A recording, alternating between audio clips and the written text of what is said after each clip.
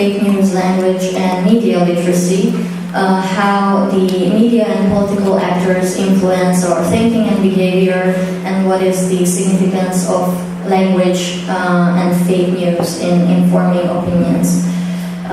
Similarly, you will have 12 minutes. Okay. Thank you very much, and warm welcome again. Thank you very much for this very interesting talk and all the previous talks. It's really thought-provoking and inspiring to be here. As for me, a few words about my background. It's in linguistics, political science, and communication.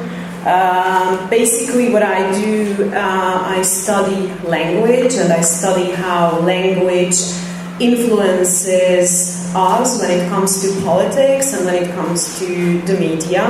I am particularly interested in populist discourses, far-right extremist discourses, so that's one of my research areas. And besides doing scholarly research, academic research, I'm also kind of eager to share my research findings, insights, knowledge, if I may say, with the general public. So I write for the popular media, and I also developed an educational program called Words Break Bones, and the idea is to teach people, both lay people, both young people, children, high school students, adults, and also professionals, including media professionals, journalists, and sometimes experts, how language works.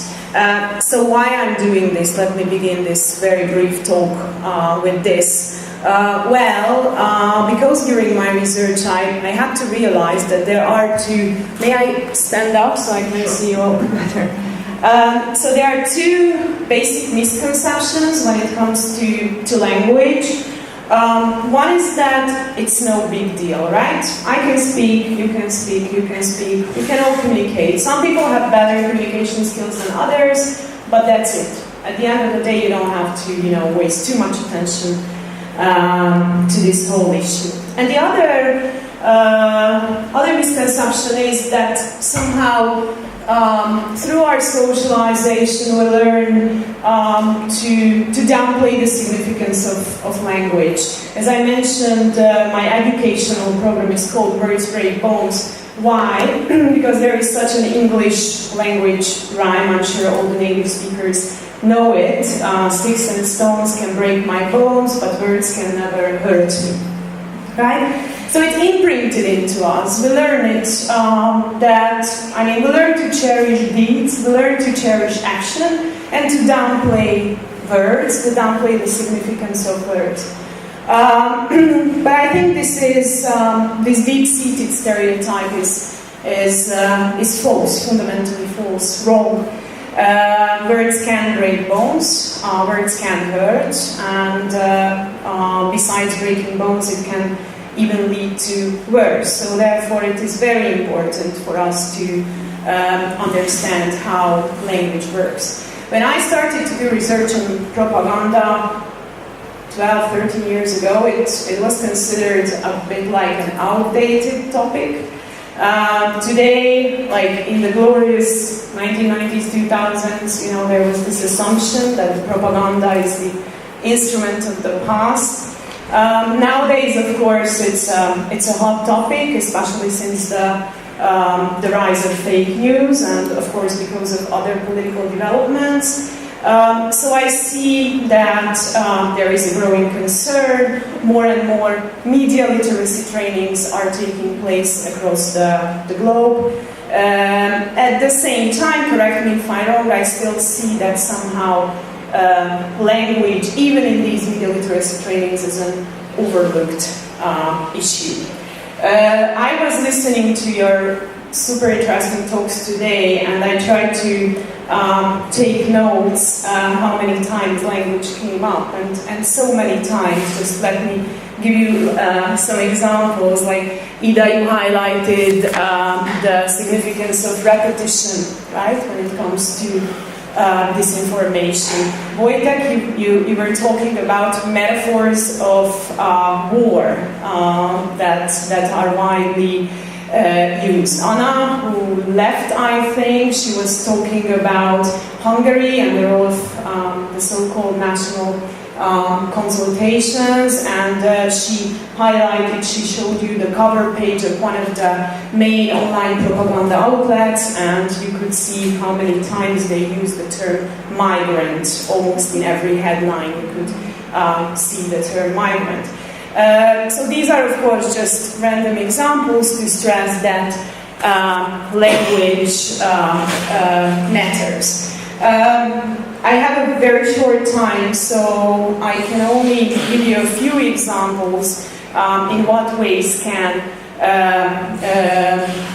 the media and political actors influence us through language. And let me begin with something very basic, that is framing.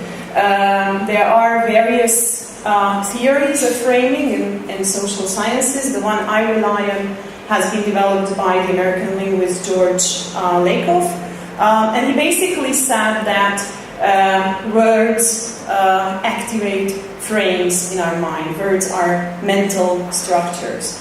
The other day I was listening to a program on the radio, and they had been discussing or describing an old psychological experiment in which they divided people into two groups, and they showed them the same accident. And then they've been interested in how reliable our eyewitness accounts are.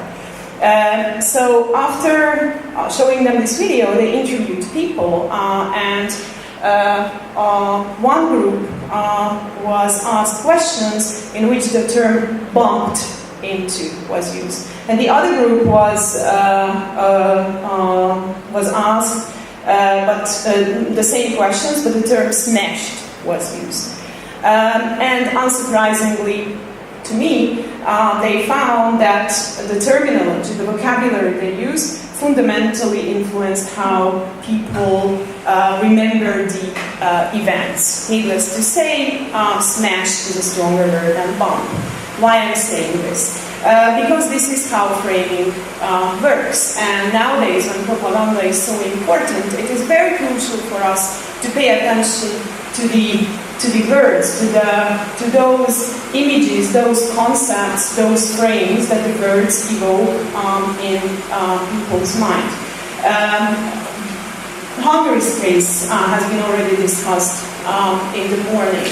As you know, since 2015, there is an ongoing gigantic propaganda campaign in Hungary as a response to the refugee crisis, as a response to the European Union's plans to resettle refugees among the member states. And if you study the discourse, the language of the propaganda, you will see that there are certain terms that they consistently use: no-go zones, epidemic, rape, terrorism, danger, and so on.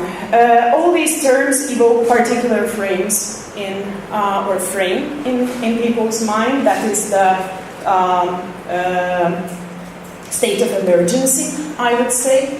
But this is, I guess it's easy for you to understand how this works. Sounds almost like obvious. So this is just one thing. But the other thing, it's also important to consider what kind of words are missing. Because, and we call this hypocognition in social science, so if there are certain terms or words are missing, then no frames can be evoked. No frames can be activated in people's mind. So in this case, for instance, frames that could evoke, or words that could evoke the frame of humanitarianism are missing. So it is always interesting to study what is there, and it is also interesting to study what is not there, because in a sense it limits the audience's capacity to think about certain problems from different or other aspects. Talking about media and journalism, I find it very important to mention that Very often you see that journalists and media are taking over terms, are taking over particular words that are loaded this way and start to use them as if they were neutral references.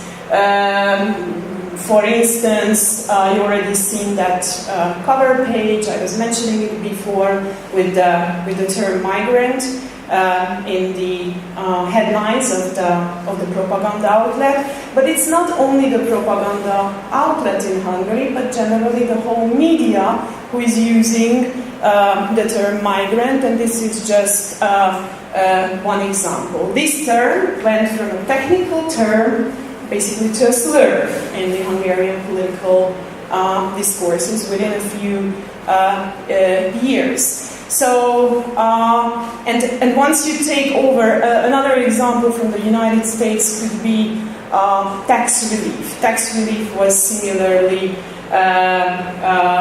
adopted by the media, though it was the invention